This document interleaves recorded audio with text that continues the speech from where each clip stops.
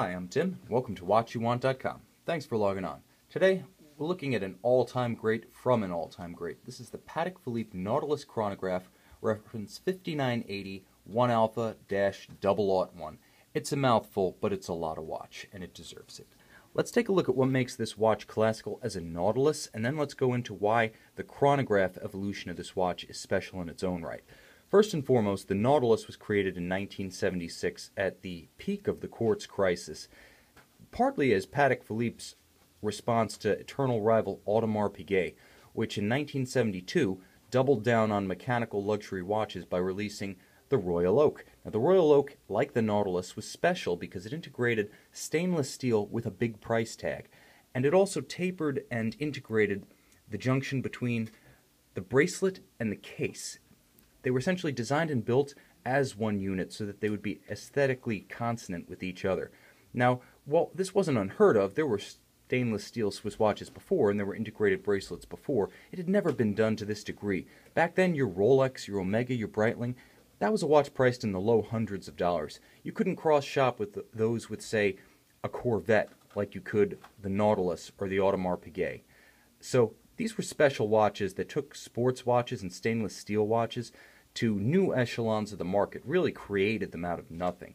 And the Nautilus, being Patek's response 4 years later, even packed some refinements that were not seen in the Audemars Piguet up front.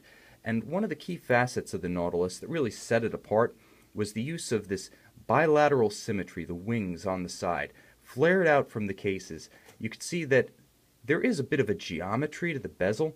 The bezel has edges, but they're rounded. It's almost a soft geometric shape, halfway between a circle and an octagon. And then the dial itself has more depth and degree of articulation than you'll see on the Audemars Piguet, because you have these horizontal striations, and they are three-dimensional. They're not just printed on. They're cut into the dial, and there's a gradient to the silver blue color of the dial, almost from an iridescent silver blue in the center to a blackish navy almost at the edges. Again, a lot to animate this. The way the light plays off of it, you can see me rotating it through the light right here. There's a lot going on the dial. Between the applied white gold stick indexes and the baton hands, the Nautilus hit the ground running. Beautifully finished inside and out, Patek Philippe had a winner on its hands. And to celebrate the 30th anniversary of the model, in 2006, the company released not only the first Nautilus chronograph ever, but the first in-house automatic chronograph movement in company history. So those are two huge landmarks in the history of Patek Philippe's. Now, 2006 to 2013 was the run for the 5980 1A in stainless steel. So this is a discontinued reference. They're not making any more of them, folks. I like to say that any watch that's no longer made becomes a limited edition by default, and when they stop making a Patek Philippe, collectors, you know what that means. It's time to put that watch on your radar. This one's unique in more ways than one. In addition to being representative of a historic reference and a historic movement, this particular model here was produced prior to the roughly July 2009 cutoff, when Patek stopped Geneva Seal certifying its watches. So there is a Poinçon de Genève right across from the balance cock on this watch. You can see it through the sapphire crystal case back. So this is representative of the century plus of history between Patek Philippe and the Geneva Seal. It was a great tradition. When you layer that history, the Geneva watchmaking craft tradition, and Patek's relationship with it, on top of the history behind the Nautilus, itself an all-time great reference designed by Gerald Genta, one of the legends of Swiss horology, this watch just has a ton of historical interest, conversation factor, appeal. You know, it'll start a conversation, it'll break the ice. You bring this to lunch with watch guys, they're going to be all over it. You will not be at a loss for words. Trust me. You may have to share it because they're going to want to pass it around and look at it, and you will be the center of attention. But the bottom line is there's enough inherent interest and value in this watch to keep conversation lively among those who really know fine timepieces. Now, there's more than just a look and a legend here. There's a fantastic watch. This movement, the CH28520, was the first automatic chronograph from Patek. Now, start it up. You can see the sweep second-hand starts, and that's key because it starts smoothly. Patek used a refined vertical clutch mechanism.